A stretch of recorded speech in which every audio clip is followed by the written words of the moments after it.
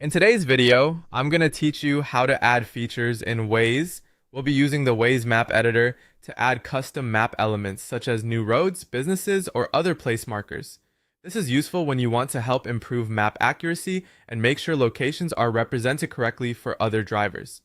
To begin, go to Waze and open the live map or map editor area. Once you're on the Waze interface, take a moment to get familiar with the layout. The map will be in the center, and the editing tools will appear along the sides of the screen. To add features in Waze, you'll be working with custom map elements.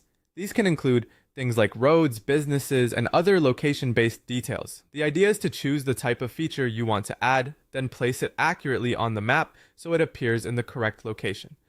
On the right-hand side of the screen, click the pencil icon. This opens the editing tools and allows you to start making changes to the map. If you don't immediately see all the options, give the panel a second to load. Next, look over to the left-hand side of the screen. This is where the feature and editing controls will become available once editing mode is active.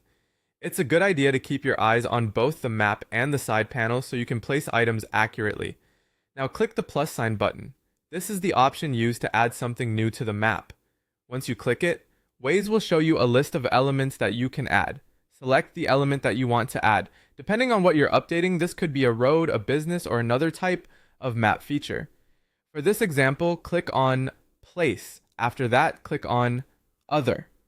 This option is helpful when the place you're adding doesn't fit into a more specific predefined category. It gives you a flexible way to add a feature without forcing it into the wrong label. Now place the other item on the map. Click the correct location carefully so the feature appears where it belongs. Accuracy matters here, so if needed, zoom in before placing it to make sure it lines up with the exact spot. Once you place it, the feature has been added. At this point, you've successfully inserted a new map element into Waze. If you're making multiple updates, you can repeat the same process for other features. Just make sure each item is placed in the proper location so the map stays clear and useful for everyone.